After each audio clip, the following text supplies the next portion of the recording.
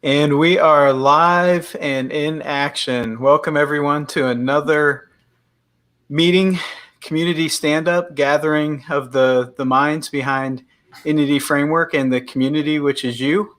And really quick, just want to introduce the team that we have with us today. My name is Jeremy Lickness. I'm a program manager at Microsoft for .NET Data, and a big part of that is Entity Framework Core. Arthur? Hi, I'm Arthur Vickers. I'm the engineering manager on Entity Framework, and I'm going to be a manager and demo everybody else's work today. Nice. Bryce? Hey, I'm Bryce. I like SQLite and migrations and long walks on beaches. And Smith, the pink icon. Hi everyone, I'm Smith. I am the query guy.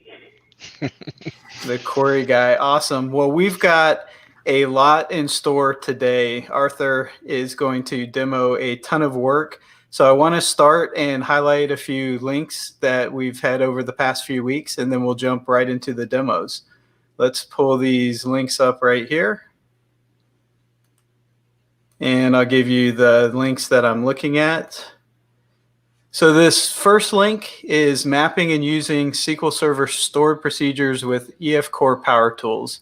This is a extension that you can get for Entity Framework Core. It has a lot of killer features in it.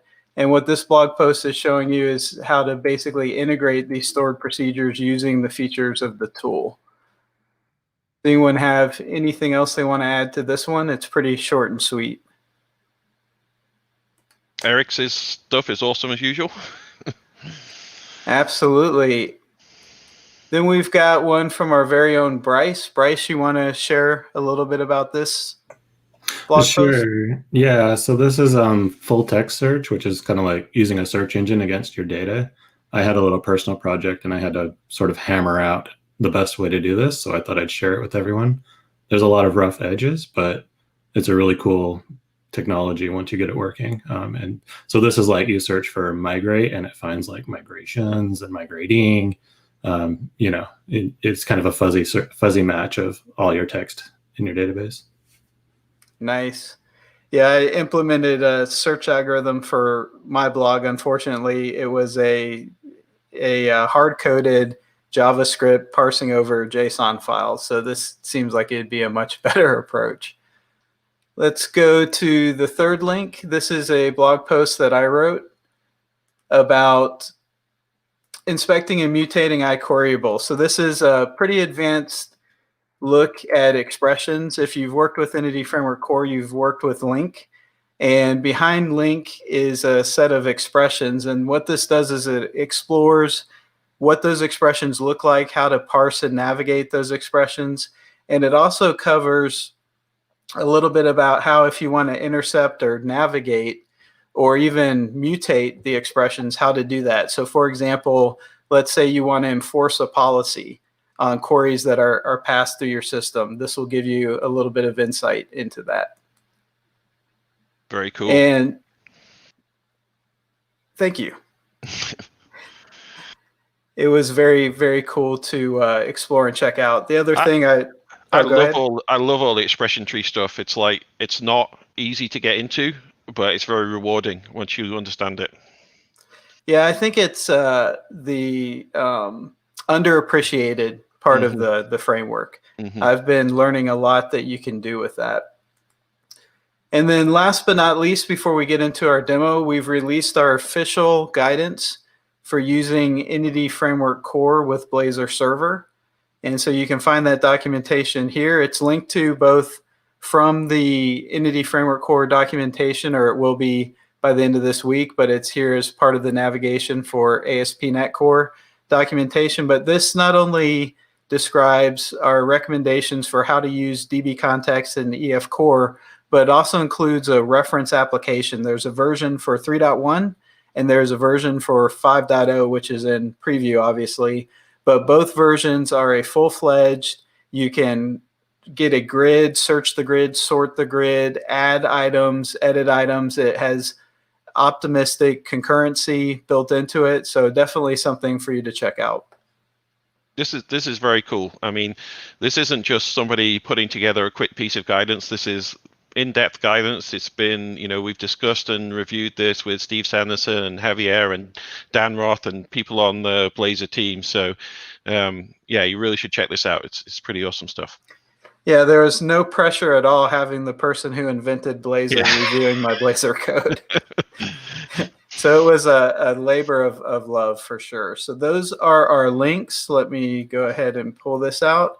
I'm going to stop my sharing and bring this view up and turn it over to Mr. Arthur. Okay, so I'm sure everyone's aware we've been working on ManytoMany for most of the EF Core 5 release, and this has been a work of a lot of people on the team. Like everybody on the team has had some input into this. I want to especially call out Andre for doing all of the model building. Andre is our metadata expert. All of that stuff is his work. So I want to really call that out. And then Smith, of course, always the query stuff. So there's been a lot of effort on the team going to this. So I'm demoing it, but this is definitely their work. So let's look at what I have as a setup here. Basically, the first thing I want to say is I'm doing this on the daily builds of EF Core 5.0. I want to just quickly show you what I actually have in my CS proj here, because it might look a bit weird, and I want to show what's going on. So firstly, I'm running this against Netcore App 3.1, and this is pure Netcore App 3.1. This is not .NET 5.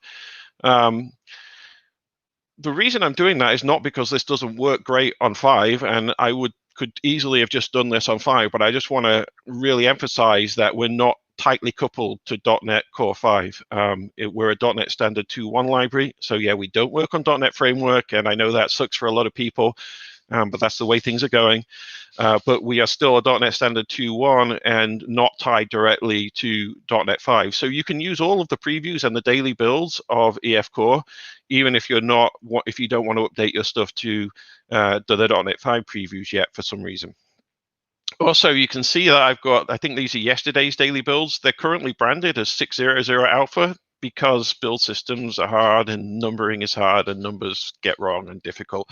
This is basically the tip of main, which is what master branch used to be.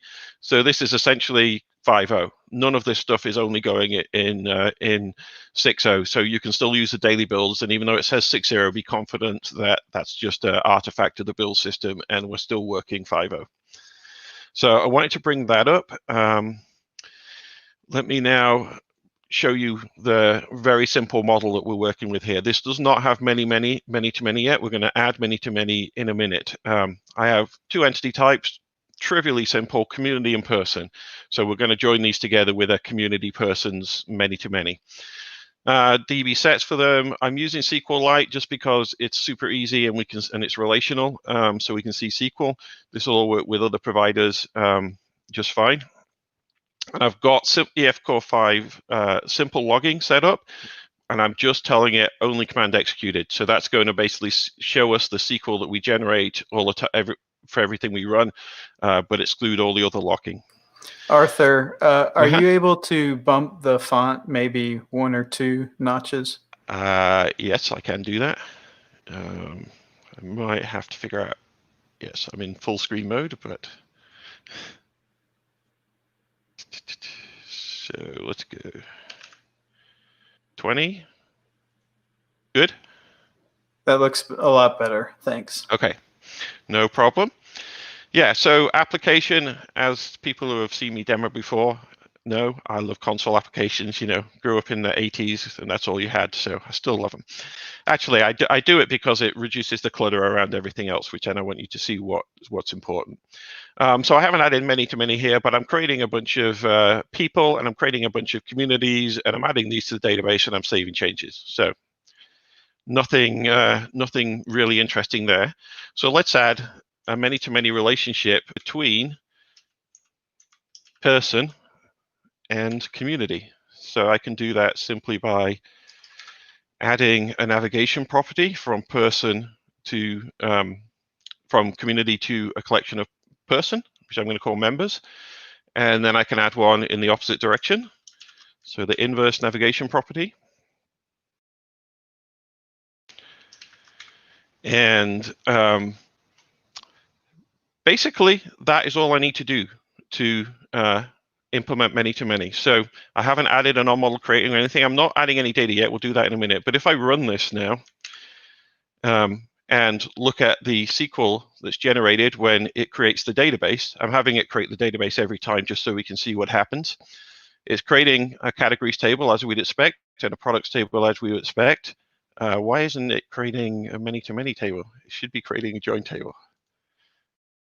Oh, because I'm running the wrong application. I have two applications here. It helps if you run the right one. So let me run many-to-many. Okay, that's why we have products and categories, which is not what we were expecting to see.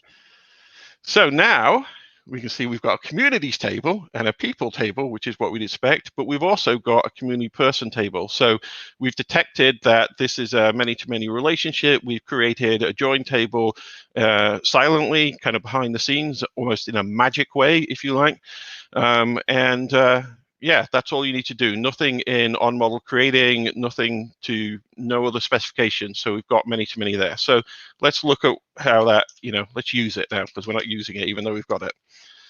So in my little application here, I am going to put some associations in. So I can add people to one side or to the other side. It's fine. It'll connect them up either way. And then if we run that, now we'll see at the end of the SQL where we're adding, we're inserting values into the many-to-many table automatically, and we're connecting the different IDs together. So these are the foreign key values for the two tables. That also forms the primary key for our many-many table. So all you had to do there was add the entities and it saves. Let's also look at retrieving entities from the database with many-to-many. So I've got a little bit more code here that I'm just going to copy in. And all this is doing is running a query. So using the communities DB set, I'm doing include directly on the many-to-many collection. So these things are called, this is called a skip navigation, which we'll get back to later on. But basically, as far as almost everything you do in your model, you just think of these as normal navigation properties. So I don't have to, like I would have done in 3.0, go through the join table here. I can use this in any queries and just include. I can select on it. I can, all those things. So true many-to-many. And then we've got some code here that just prints it out so we can see that both sides are being loaded correctly. And that's it. So if this was EF6, this would be the end of the demo, and we'd all go home and say, wonderful, many-to-many works. However, with EF6, the problem is that literally is all you can do. If you want to change anything about the join table, if you want to query for the join table, if you want to add a payload, you're out of luck because it's really kind of magic under the covers in EF6. And that is exactly what we didn't want to do with EF Core. So in EF Core, sorry, go ahead, Jeremy. I was going to say, I feel like EF6 jokes on the EF Core team are like when people make Silverlight jokes around me. Yeah, that's true. I mean, I love EF6. Believe me, I spent a lot of time writing EF6, but it has its limitations, and there are reasons we did EF Core. So, do you mind if we answer a question again? It's not absolutely. entirely related. Jump in. So there's a question about I'm creating a new DB context per action and wondering how much code is executed when it's recreated. And for example, is on model creating called the second and next times? Okay, that's a somewhat that question could be a deep question, but essentially it's a three-stage process. Creating an instance of a DB context does very little. There's very little work, and that's by design. So just creating an instance is very cheap. When you use it for the first time, then the first time it does that, it's doing some model initialization and things like that. So that may be slow warm-up time. We have plans for that in the future. Make that better. After that, after it's done that, then each time you then recreate that same instance and use it, it's pretty low overhead to do that, and that's why we recommend creating a single context instance per unit of work, because it's cheap to create that and throw it away. to the on-model creating, one of the reasons for that is the model is cached. So on-model creating, by default, it is only called once, and then we cache the model. So that's why that first time can be slower. After that, on-model creating won't be called every time. Now, you can change the behavior of that to make on-model be created at various various different times, depending on if you change certain configurations. But in general, you need to keep caching the model. Otherwise, the perf won't be good. All right, one more question, and that is, can you show which theme you use for Rider? It's the default dark theme, I think. I don't know. Okay, cool. All right. You're on Linux still too, right? What's that? You're still on Ubuntu Yes, this Linux? is on Ubuntu, yeah. Okay, so where do we get to? Oh yeah, that was the end. That was the end, right? But no, we built EF Core functionally as a collection of building blocks on which we then layer high-level features like ManytoMany, which is one of the reasons why we delayed working on ManytoMany, because we really needed this solid foundation. So what I'm going to show now, we're going to take a digression and we're going to look at some of the underlying building blocks that are used to create ManytoMany. And then we're going to come back to ManytoMany after that and see how we can then expand ManytoMany or customize ManytoMany using those building blocks and not have to completely change our design because we wanted to add a payload to our table or something like that. So that's the basic plan. So for that, I'm going to switch to a separate demo. Let me hide this. Do we still need the font higher? No. Okay. Okay, so this is a different demo, and the reason I've done this as a different demo, a different model, is just to keep the concepts here separate from the concepts in the ManytoMany, so we don't get the two kind of things confused. But the things that we learn here will then apply to the ManytoMany.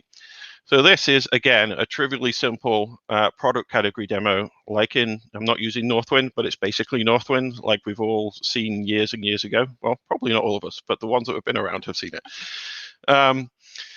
And nothing particularly exciting about this, except I'm not using navigation properties, which I will get into in a little bit why a little bit later, but it's actually quite interesting as well to see that you don't have to have navigation properties. So for example, here, I'm setting up a relationship products and category, and I'm telling it there's no navigation product that way, there's no inverse navigation product that way, but it's still a one-to-many relationship. And EF is smart enough to know then that this is going to be my foreign key because it matches our convention for foreign key, even though there's no navigation properties defined. So that's a cool little thing, and we'll come into that more later. Now, I want to give a shout out to Colin Meek here, who was on the EF team when I first started, and this is a demo he used to do, and from being from Britain, I loved it, so we're doing it again. So we've got two categories. We've got beverages and foods, and then we've got two products called Marmite and Bovril. Now, Marmite is this yeast extract. I have an example from when when Wendy and I were last in Britain, so you can see it's this little Marmite thing here. I don't know if I was on camera there or not, but I was showing it if I was. Anyway, Marmite you can do two things with. You can mix it with hot water and kind of drink it like a broth, and Bovril is similar. Bovril is beefy, whereas Marmite is yeasty. Or you can spread them on bread.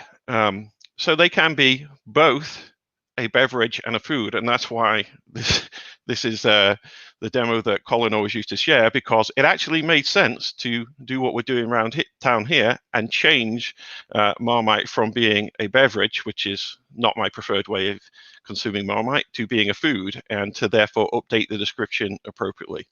So that's a little history of the Marmite Bovril scenario. Okay, back to the code. So I'm adding all these entities to the to the context to start tracking them and then save changes. There's a bit of code here that I won't go into in too much detail, but basically what this is doing is saying, actually I will, because it's really interesting. I'm going to actually run this and show you what's happening here. So I'm running it in the debugger, and then at least I thought I was running it in the debugger. No, I wasn't, because I'm running the other one again. I'll get this right eventually. Okay. Yes. So if we look at our beverages category, its ID is 0. And if we look at Bovril, for example, its ID is 0 and its category ID is null. And that's because we haven't actually saved these to the database yet, and they're using store-generated keys. So what I'm going to do, though, is I don't want to have to save them, then look at the keys, and then associate them by foreign key value. So I'm going to just associate them by foreign key value using the temporary values that EF has assigned. When I access the property through ID, the current value there, if we run this, beverages ID, even though it's 0 on the actual entity type, this is the internal temporary value that EF is tracking before we save it. If we then, so we can then set these on both Marmite and Bovril. So you can see that Bovril, if we look at it now, its category ID matches this temporary value. And this tells EF basically these two things are related. Now, when we save changes, we've now written those to the database. We've inserted the entities to the database. We've read back what their actual values are. So now we've updated both those to 1 because that's what the value that was assigned to us from the database. So this is allowing us to relate things together without using navigations, which is an useful thing to know about. And we'll come back to this again a bit later. And then I'm just doing a query here, updating the foreign key and the description and saving changes. Okay, so that's my setup. So now I'm going to show you indexer properties. Indexer properties is one of the building blocks of ManytoMany, and they're actually really simple. They basically let me save key property values on an entity. So what we have here, I've just added a backing dictionary, string to object. So this is somewhere where I can store my key property values. And then I've exposed an indexer property in EF. And I've said, okay, I want to take a property name, and then you store the value of that property name in the dictionary. And when I ask for it, give it me back. So very, very simple there. So let's change description and price here. Let's remove those as regular properties and add them to the model as indexer properties. And we can do that by going into our model building code, which is here, and setting up. So I've moved to the nested lambda syntax, but otherwise this is the same. This is what we had before. And then I've said I have an indexer property of type string, which is called description. So that's how we're replacing, that's basically now going to be treated the same way as the actual property we had for description before. And likewise, I can say we have a date time property called, was it date time? No, it was decimal. I'm getting ahead of myself. Called price, that's right.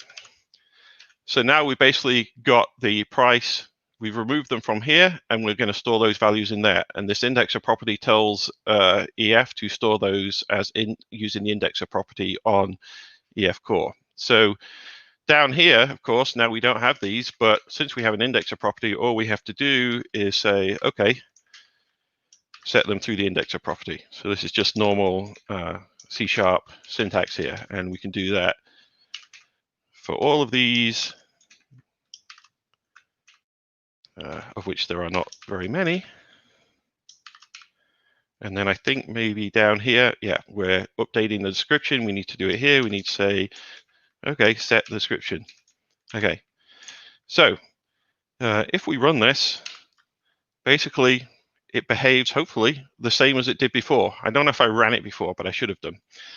Anyway, you can see that we've created categories and products like we were supposed to, and we still have a description and a price field, price properties in the table, and they actually are correctly typed.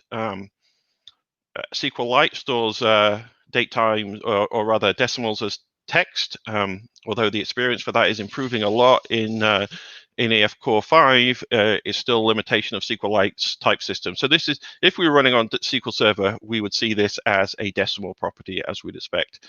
But everything else has worked the same. We still insert things in the same way. When we do the query to update, it's the same. When we, everything is basically the same. So we haven't really changed any structure, and that's going to be a theme throughout these product category Marmite demos, that we're not really changing the functionality here. We're just changing the way we're doing it. Okay, so that's basically indexer properties. Any questions on that before we move on? So we have a couple questions. Some are related, some aren't. Do you want to go through them? There's Sure. 3 of them. Sure. So the first one seems, I think, pretty much in general, how is the bulk insertion performance? Okay. I'm assuming. Yeah, I mean, that's a loaded question. We should probably take that one offline. We're happy to follow up with you on, GitHub discussions or somewhere on that. Okay. Second one is why we're using list T instead of hash set of T? Either would work. List T is ordered, so it retains order, which can be nice. And also, if you have only a few things stored, then list is often useful. But you can use both. Either is fine. And I'll just bring this one. Are we ever going to have a migration tool from legacy EF? And we can address that because we have some documentation with some guidelines around that. I don't know if there's anything else you wanted to share around that. No, I don't think there'll ever be a tool to do it. We do hope to further improve our guidance on how to do it. And as we add, more features to EF Core, some of that stuff becomes easier as well. And then Diego Vega did some, I think it was a Channel 9 series of videos. I think we linked to it in our docs. Yes. Really good walkthrough of just kind of the steps you'll need to take when upgrading an app. Cool. I'll find that and see if I can add it to the show links. And then last but not least, why should we use indexer properties? So there are various scenarios that may become apparent as we go through. For example, property bags that can be useful on indexer properties. They're also a useful way of extending without having to make specific changes to CLR types. So it's not a complete dynamic model solution because it still requires configuration in the EF model, but it's one of the things that allows you to do things without having to explicitly specify a CLR product entity type or property for use with EF. Cool. Okay. So now that we've got indexer property shown into the process, I'm going to move on to what we call shared type entity types. And for that, first thing I'm going to do is I'm actually going to update both product and category to use indexer properties. So I'm just going to basically replace the code here with what I prepared earlier, which is the same thing. They both still have ID and name. But everything else on each of these is being stored now in a dictionary as key value pairs. And we're going to have to, similarly update down here. So just bear with me on this because these are now indexes. And then likewise, there's one more down here. We're actually storing the foreign key as an indexer property. So I'm going to access that through its indexer as well. So now, again, I haven't changed anything. All I've done is add indexer properties to both of these. So if we run this again, we can see that everything is the same. We create the same tables, categories, and products with the same columns rather. All the queries and everything are the same. Okay. But now, if we look at this, these are basically the same type. Product and category don't have any differences between them. They've both got an ID and a name and then indexer properties. So what if I just change this to something different? I change the name of this and say, well, this is just a named entity because it has an ID and a name. And then let's get rid of this one. So now I've broken everything, right? Because now I have different entity types, which is true, but I can make all of this work again. And you'll see why this is important to ManytoMany as we go forward. So first thing I have to do is obviously the DB sets are now of named entity, not of product and category. And this now no longer uniquely identifies an entity type, right? This is why we call it a shared type entity type, because we're going to make both product and category backed by the same entity type. And we do this in DB set by, instead of using a getter and setter on here, we have to call context, the context set method, and we still give it the generic, because it's still a generic set of named entity. But then inside here, because this is a named entity, we actually have to give it a name. So now this entity type is called product. And likewise, this one, even though it's using the same CLR type, I'm going to call category. Let's see, did I have copy and paste code for this? Yes. And also, nope, not there. Yeah, didn't copy and paste this. Oh, here it is.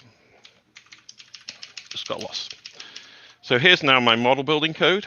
I'm not going to type this all out, but it's not that different from what I had before. So basically we're saying, okay, there's a shared entity type, named entity, which is called category. The same thing here. These have to match because this is how we've now defined the entity type in our model by this name. And it has a description, index of property, and then we have a shared type, entity type product, and it has a description, price, and a category ID property. And we've defined the navigation without relationships in the same way, except in this case, we have to tell it that we're going to this shared entity type and there's no navigations. So essentially what we've done there is replaced the two entity types for product and category with a shared entity type that uses a single CLR type. And there's two of those in the model, one for product and one for category. Hopefully all of that made sense. Now, of course, here I need to update these. Did I have this code? No, I don't think I have this code. But I need these to all be named entity. And you'll notice that I still have properties on named entity. So name is still a regular property. It's not like I've changed everything. Because if you have a shared type entity type and each one has a name, then you can just use that in a normal way. So again, this can be a way of extending. And I think that's all I have to do. So again, we'll run this. And if it doesn't crash, oh, no, that's right. I always forget to do that. There's one bit where down here, oh, where is it? Sorry. That's right. It's this bit. So, and I've even got a note for it in my notes. So let me tell you what I did wrong here. In AF Core, typically you can call Adrange to add a heterogeneous set of entity types. So these two, in the first code were categories, and these two are products. And EF can typically figure out those ones are categories and those ones are products because they know what the CLR type is. In this case, we're doing they both have the same CLR type. So you kind of have to go back to how it looked in EF6, where you always had to go onto the DB set before you called add. And because we've defined these DB sets up here to know what entity type they are, we can then add named entities to here, and it knows that they're being added categories, and named entities here, and it knows they're being added as products. So hopefully when I run it this time, it will actually work. Oh no, we've got another exception. Oh yes, that's because we have a slight. Let's see, I'm sure I had a note for this too. That's right here. So this is saying the key category ID is not present in the dictionary, and we have an issue on the backlog to make this better, but that's because in this case, when we try and get a foreign key name value from this, if it's not in the dictionary, then the dictionary implementation, if it's throws. Now we could change this so we say check if it's in the dictionary. If it isn't, then return null. If it is, then return the value, and that would work fine. I'm not doing that for various reasons. Partly because we also would want to make this work better by better detecting these kinds of patterns and automatically doing that for you. But for now, all I'm going to do is make sure that I set the foreign key values to null when we're adding them. So for product, when we're adding, so not on the categories. So on here, I'm going to do category ID equals null, and we'll do the same for this one.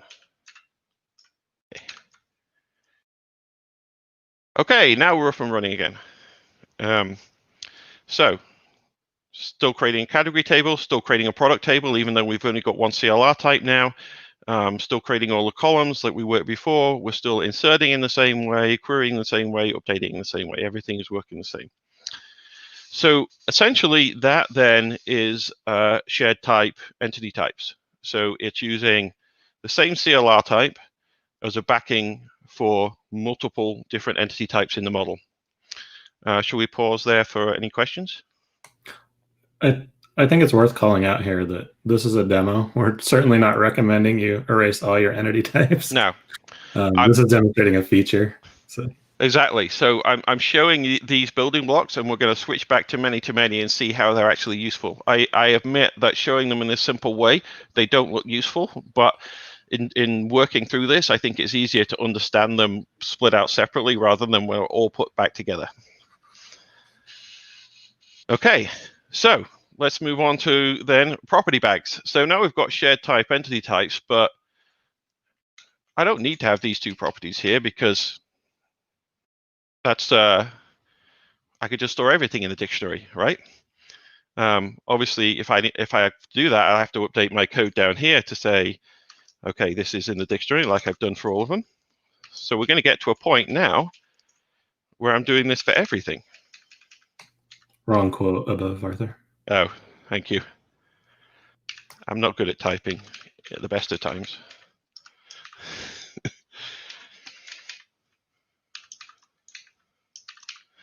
So yeah, so all of these are now just stored in key value pairs on the entity.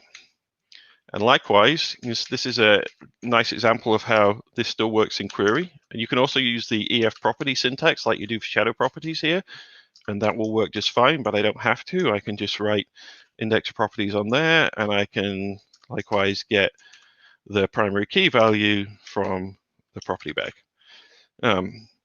So now everything is being accessed to indexer properties. So then why I even have this? Like, this is now superfluous, right? This should just be dictionary string to object. So I'm going to get rid of named entity entirely.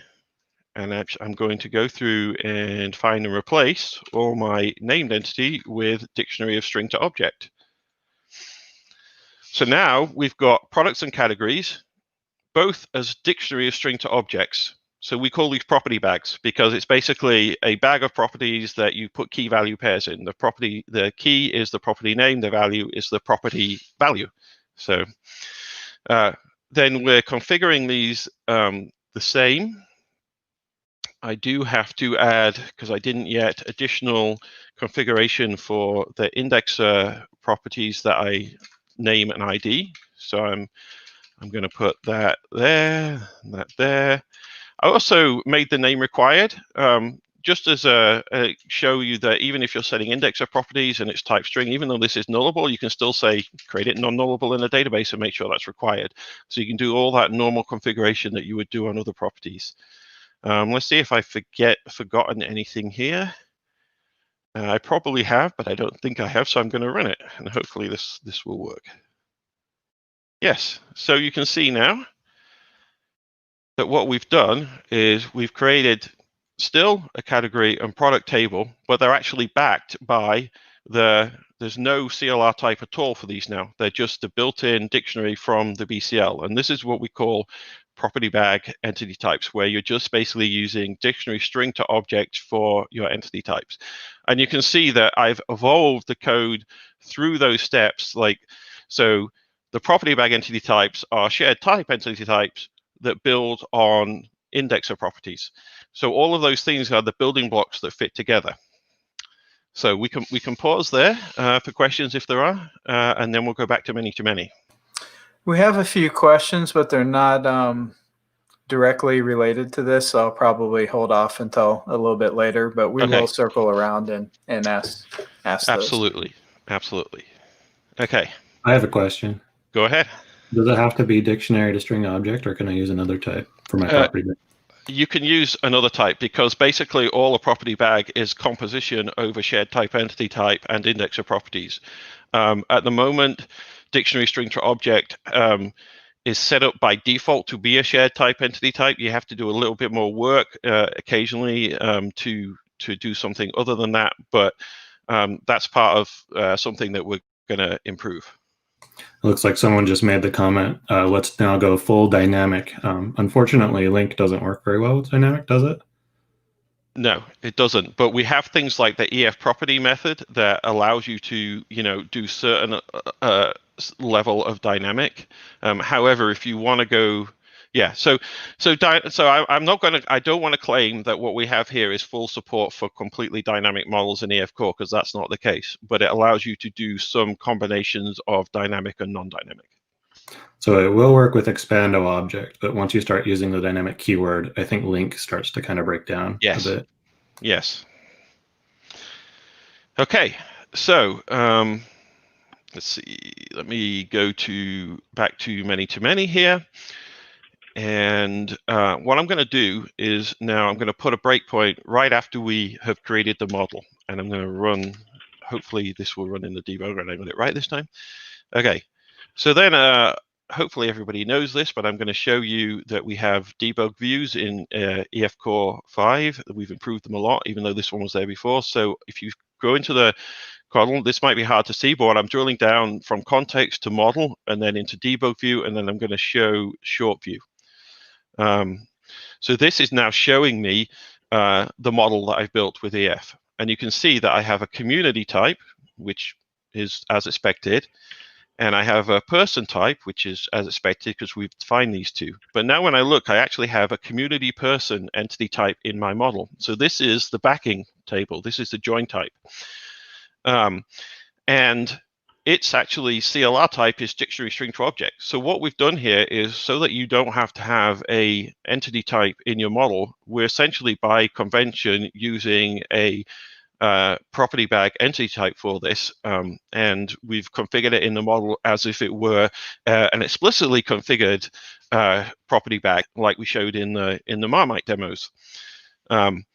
And so even though you don't see this when you're just using ManytoMany on the surface, this is what's happening under the covers. And because this is happening under the covers, it means we can now do things to make this explicit, change this to not be a property bag, add additional properties to it. And so I'm going to demonstrate some of those things and show why that's useful. Okay. So first thing I'm going to do is I'm going to go and add an on model creating to my ManytoMany context, which is up here. So if you remember before, all we did was add these skip navigations between community and person, and I'm now explicitly specifying that. I'm saying community has many with many, has many members with many memberships. So this is the normal syntax that we're used to for many-to-one and one-to-one. So this isn't actually changing my model at all. I'm just doing explicitly what EF is doing by convention. And if I run this, we can see at the end, everything comes out the same. We haven't actually changed anything. Okay, so we can actually even be more explicit than that, because in this case, you'll notice I still don't mention the join table at all. I'm just saying these are ManytoMany. You figure out what the join table is. So it's still going to create that dictionary property bag join table.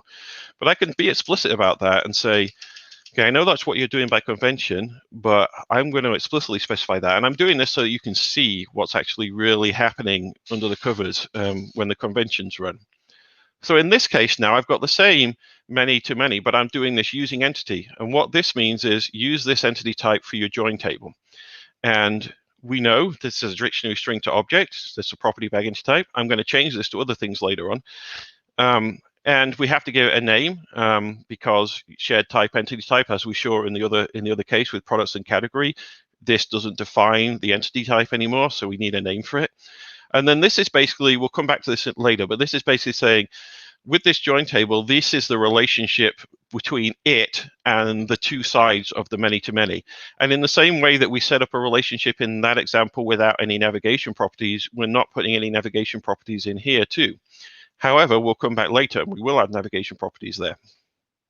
So again, I haven't changed anything now. All I've done here is explicitly configure what EF is configuring always. However, this is finally where it starts to get cool, I think, if you didn't think it was cool already. And that is, I can now chain onto this. I don't have to do it this way. I could do this in a separate call, but I'm actually saying, add another property to my join table. Add a known property to my join entity type. And this is what's typically called a payload. And you will have heard, well, I have certainly heard a lot of people in the past say many-to-many is an anti-pattern, because as soon as you get to the point where you realize you need other business data in that table, you can't map it anymore. And that was certainly true in EF6. In this case, we can add other properties to that. And I think if I can run this, what you'll see is if we go and look at the table creation now, see if I can get my pointer in the right place.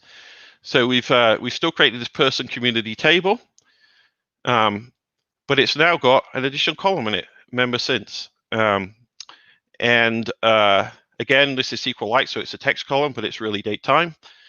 And if we look at the inserts into the join table, obviously it's not particularly useful right now because all we're doing is inserting the default time because we're not setting it to anything.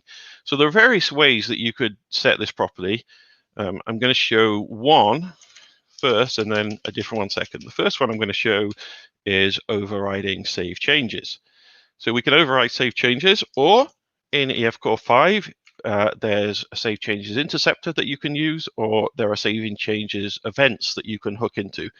So you don't have to override save changes, but it's the same concept either way. And in overriding save changes, all I'm doing is looking for entries that we're tracking. I'm telling them they're this because I know that's what I've configured my join table as. Now, even though by convention we use dictionary string to object for the join entity type right now, we are looking at optimizations where, for example, if you just have two foreign key properties that are ints, a dictionary string to object is overkill. So we'll want to change that. So there's a caveat here that, which we're going to try and call out in the documentation, that you shouldn't depend on what your by convention join entity type is. But in this case, since I've explicitly specified it, then it's not going to change whatever we do in the future anyway. So that's just a little aside to be aware of. So what I'm doing is saying, give me those entities, find the ones that are added, i.e. we're going to insert them, and set the current time to the client current time value. So if we run this, we should see that now we're actually inserting appropriate times in there. Of course, normally you don't want to do client-side timestamp. You want to do a server-side timestamp. And that's super easy. So instead of just, yes, here we go. Instead of overriding save changes, I'm just going to say, okay, in the database, this has default value constraint on the column with this SQL, which in SQLite will give you the current timestamp. So now you'll see that the inserts we do are different because now what we're not actually passing in any date, but we're selecting back member since that's been set by the database and propagating that back into our entity types. So we've now basically said, now whenever a member is created, so whenever you associate a join person with a community and say they are now a member, then that join table is going to get the date at which that was made in the database. And why would we do that if we didn't want to look for it? So let's look at that data. So I'm going to add this to the end of where I'm printing stuff out here. So what am I doing here? So in the same way that we saw in the Marmite demo, I can create a DB set of this shared type entity type. I can say this is the one I want, and then I could just get all the entities out. I can just query for it. So I'm just querying for the join table now, even though there isn't any entity type representing that other than this property bag in my model. I can still query for it and get the data out of that, including the payload, the member sense, which is obviously all the same time because I'm recreating this every time I run it. This isn't ideal though, right? Because we've got the foreign keys. Person 1 has been a member of 1 since it's not very informative. So we usually want something better than that, and we can do that. So essentially, once you're going down this path, you may get to the point where, which is essentially where we are now, where we're saying, okay, this being a,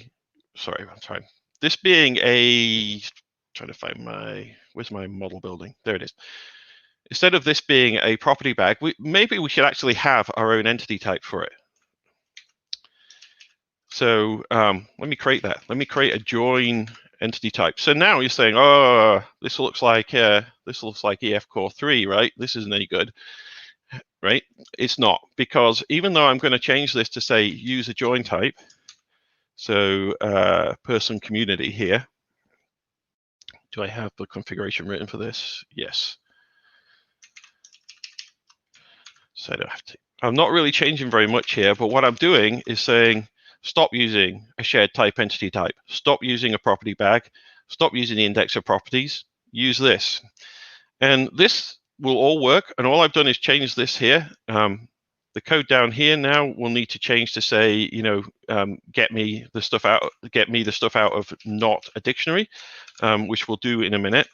But basically at this point, hopefully this will just run, and you can see that we're still using it as a many-to-many. Nothing's changed in the database, and what that means, and nothing's really changed on the model. So that means this code here, where I'm adding people as many-to-many, I'm not now going and saying, I've got to create a join table entity for that and add those. It's like it's all happening automatically under the covers. And likewise, when you do a query and you include members here, you don't have to include community person, then include members like you do. So this is still functioning as a many-to-many relationship. The cool thing we can do, though, now is that we can add navigations back to the join table. So we can add navigations going both directions, but in this case, I'm just going to add them from the community person to person and community. So I could in here also add a collection of person community and leave this one there as well, and likewise there. So you can have both the navigations that go to and from your join entity types and the navigations that skip over the join entity types and just behave like a many-to-many, and those can coexist at the same time. And that's really important for two scenarios. One is I've got existing code that I've already got join entity types mapped like this, and I want to add many-to-many to it. You don't have to throw all of that away. Most of your business logic can stay the same. You can incrementally use many-to-many as you update. It very composes together. You will have to change some of your mapping, but it's a relatively easy transition. And then the other scenario, which is what I've been showing, where you start off thinking, this is a many-to-many, all I need is a many-to-many, and then you realize you actually need more business logic associated with that, so then you can evolve it into adding these things. So I've added navigation properties here. Now we can come back to this configuration of many-to-many, and where I was doing it without navigation properties here, I can actually start saying, okay, this has a navigation property. And this one has a navigation property. Now, I don't need the explicit generic types because it's inferred from these now. And then so now we have that, and then when we go down to our code to query, instead of just printing out the IDs, we can now use those navigation properties to actually go back and say, oh, no, I haven't done it yet. I need to edit that. So this is basically all we've done there is change it to person community. So we're querying that set instead of the property bag type. And then I'm still printing out the ID there, but I can go, now I've got this navigation property, I can just say member name. And on here, I can say whatever I called that, member. No, not member. So that's member name. So that would be community. No? Memberships? Membership, that's right. I'll remember eventually. Membership name, and obviously we keep doing member since like that. So if I run this now, we should actually get nice code that's querying the join table and giving us data that Arthur was a member of Microsofties since just now, apparently. So yeah, that is basically it. That shows, so what we've shown here is how you can do many-to-many fully by convention, just like in EF6, essentially. You don't have to worry about anything that's going on. You don't have to know about anything that's going on under the covers, but under the covers, it's being built from these building blocks that allow you to then evolve your model to do more complex things if the conventions don't quite work for you because you need something different. One thing I forgot to mention on the Marmite that is relevant here, and I want to come back to it. So I showed you this code and we debugged it at the beginning about setting foreign key values, and you notice that this code didn't change throughout the whole of the demos. I changed this thing from a to use property bag entity types, to use indexer properties, to use shared type entity types, and then be a property bag. All of these APIs that EF has for accessing metadata and values and your model and your tracked entities in a uniform way, as long as you give it the property name, obviously when you have a CLR type, you can be more strongly typed out this, but as long as you give these things names, this code all works the same. And this is kind of another point about many-to-many being built on top of this strong foundation of underlying infrastructure that allows it to not just be magic, but to build upon what we have and be flexible enough to do whatever you need to do as you evolve your application and your usage. And that's the end of the demos. Awesome. Well, let me go through. We do have a few questions. So I'm going to start. Some of these are tied in, some aren't. The first one is, how do the data annotations work with the indexer property? I don't believe we have any data annotation support for indexer properties at this point. It's not clear to me how that would work. Okay. And then the next one we can pass on to our friends on the runtime team. Please make .NET the fastest on Fortune Tech and Power benchmark. In fact, I should say now, because it's pretty cool, that Shai, who's not with us today, but he's done work on the MPG SQL provider, which is what we do on Fortunes, and added this very complex thing called I'm forgetting what it's called. Somebody remind me. Multiplexing. Yeah, which basically says let's shove a whole bunch of stuff on the wire as fast as we can, and it's what we're seeing is very significant improvements in our Tech and Power performance from that and other stuff we've done on Fortunes. So, yeah, we are making it the fastest. Okay, the next one, use case for shared entities, and how do you validate you're not saving object to another DB set entity? I'm guessing use case is property bag entity types, and there are various ways to do that, various uses for that in terms of dynamic or pseudo-dynamically adding things to your types. I'm being careful not to oversell it because it really is useful for extensibility and things like that. But also, they're used under the covers for many-to-many. So there you go. That's a use case for shared type entity types. Awesome. Are there any news on database migrations and seeding? News so we've made a bunch of improvements for migrations for 5.0. There's not much change in the seeding world, I don't think. SQLite now we now support table rebuilds and migrations, which is a big thing that enables migrations to be much more usable in SQLite, and we're continuing to look at experiences there. Do you want to add anything, Bryce? No, just a few bug fixes in seeding. But yeah, the big changes in migrations for 5.0 are those table rebuilds. So before, like half of the operations, like you couldn't delete a column, you couldn't alter a column. Now that just works magically behind the scenes. How do you filter change tracker entities based on the actual relation? Also for shared CLR types.